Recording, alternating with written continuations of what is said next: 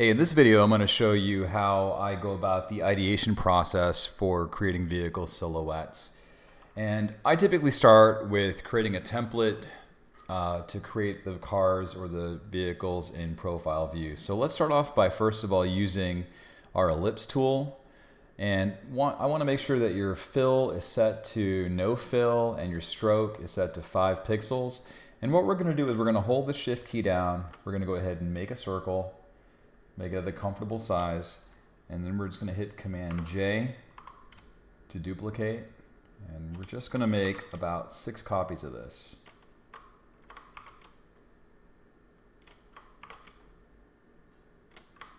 And you want to snap those edges.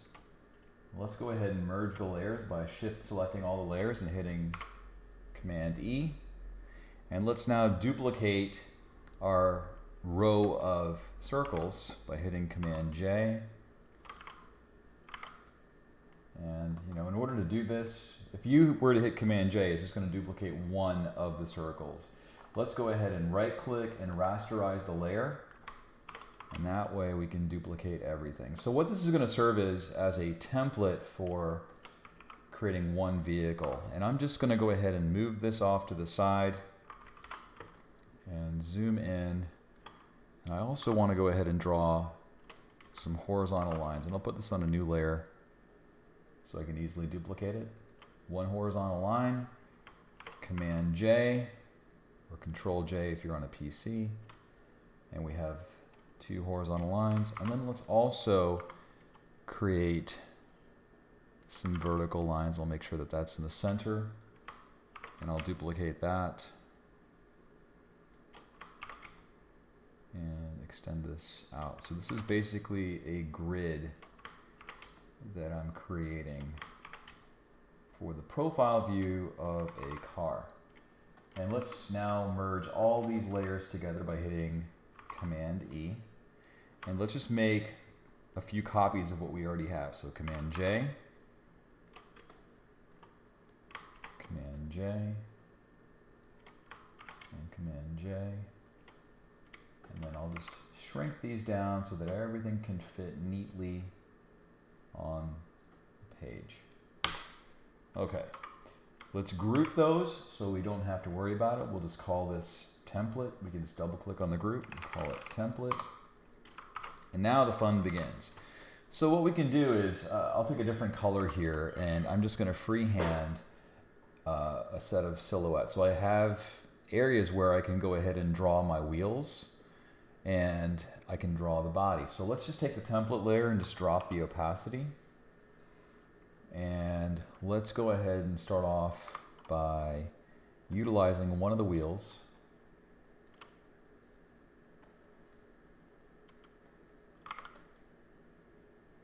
And if I'm creating the side view for, like, say, some kind of a sports car,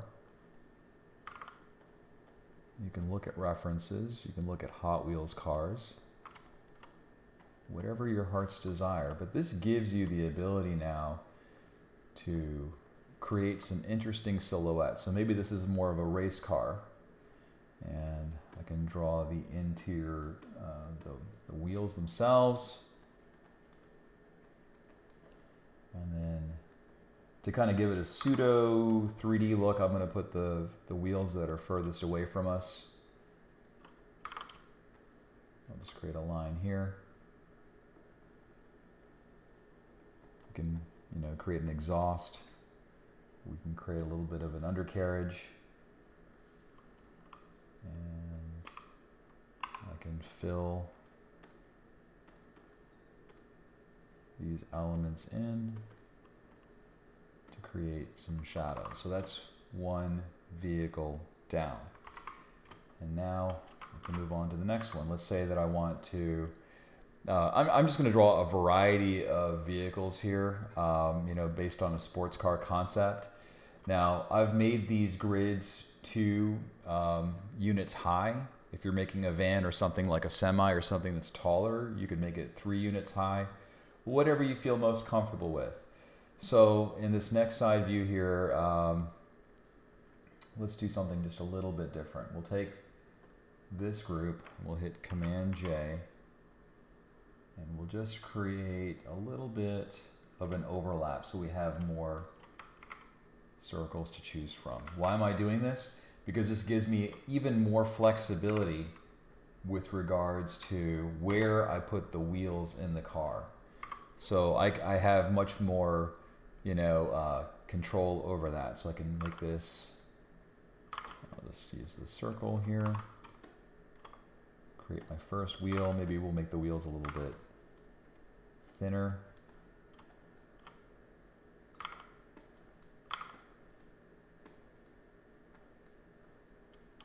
Maybe I'll lower the body.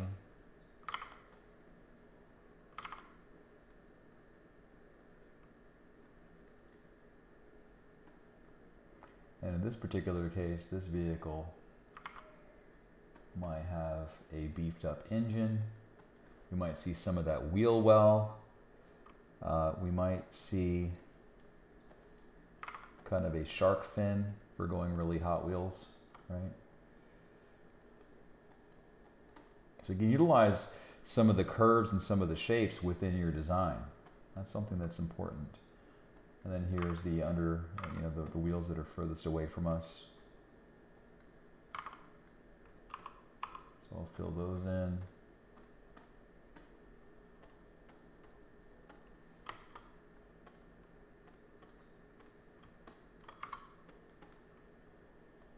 Maybe this one has a bubble cockpit, seats.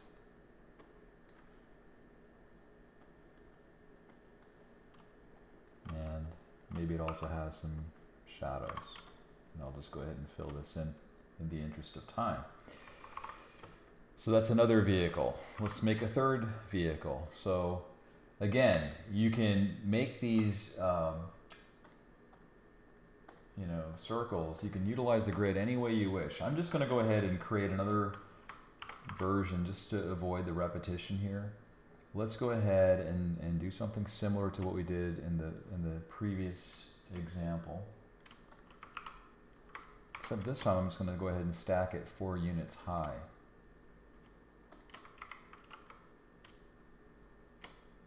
And the idea is just so that we can have more variation in the vehicles that we're drawing here. So I can say if I'm drawing a semi-truck, for example, I can say, all right, well, here's the cabin, here's the wheel,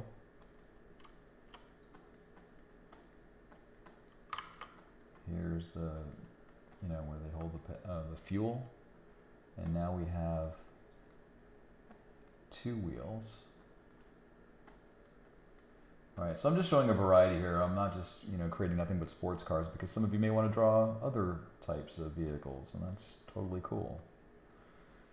And then we have maybe a smokestack, and we have now a front view window. Maybe there's some headlights. There might be the mechanism where you can bolt a trailer. Sky's the limit really here. And then you can draw the wheels that are further away from us, and then draw your shadows. So you can see I can make very quick work of creating my vehicles and coming up with silhouettes in a relatively fast way. The templates really do help. And I'll do another vehicle, and this time I'll keep the vehicle fairly simple. Let's go, and another pro tip, and I've talked about this before, if you want to find out what layer something is on, you just simply right click on it and it tells you that that's the layer stack. So I can go ahead and duplicate that, and this time we'll make it 3 units high, and then we'll just create more copies. And I'll scale it down so I can have some room. You always want to give yourself room to draw and experiment. So maybe in this one we'll create something that kind of resembles, maybe more of a Mad Max type vehicle. So just to add some variation. We can, and you can make the size of these wheels. These are normal vehicle sizes, but if you're making for like a monster truck or something, you can certainly scale things up. So, you know, just be aware of that. And you know, for this vehicle, what I think I'm going to do is I'm just going to go ahead and create something that's maybe got some treads like a tank. And I will just kind of show that as an example here. So we've got our tank treads. I'll just make that straight. And then there might be some additional smaller wheels that go over here. So we have our tank. So this is giving you even more variety. So it doesn't necessarily have to be, you know, you don't necessarily have to draw a standard vehicle. You can create something that's a little bit more unorthodox.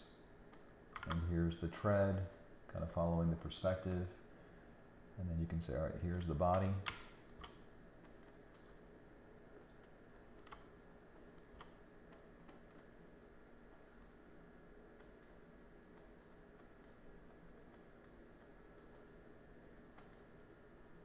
And then maybe we have a cockpit.